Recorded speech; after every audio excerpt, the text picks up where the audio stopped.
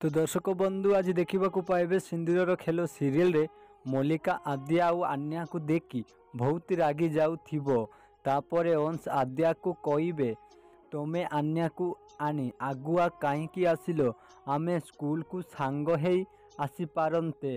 तापरे आद्या कहिबो मोर स्कूल रे टिके काम थिला सेइतिपाई मु आगुआ आसिली।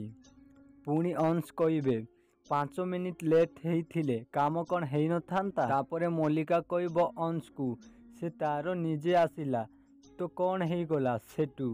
एमिति रे भी से केवल आन्यार पेरेंट नुह, से होउची ए स्कूल रो टीचर। एटी खेल आयोजित होउची माने टीचर माने आगुआ आसीबा दरकार। हौ से कथा छाड़ो, आमे जीवा टिके प्रिंसिपल सार आउ स्पोर्ट टीचर को देखा करी आसीबा। तापरे अनिपाके जीवो आउ कहिबो चाल मामा पापा आउ तू आमे 3 जन मिसी प्रिंसिपल सार को पाखरे जीवा। तापरे अनी कहिबो ए छाड़ो मते मोर तम सांगरे जीवार नाई, मु एटी आन्या सांगरे प्रैक्टिस करूची, तमे एटू जाओ मते डिस्टर्ब करनी। तापरे अंश कहिबो मल्लिका से जदि जीवाकू चाहुनी ताहेले से सेठी थाउ, चलो आमे जीवा।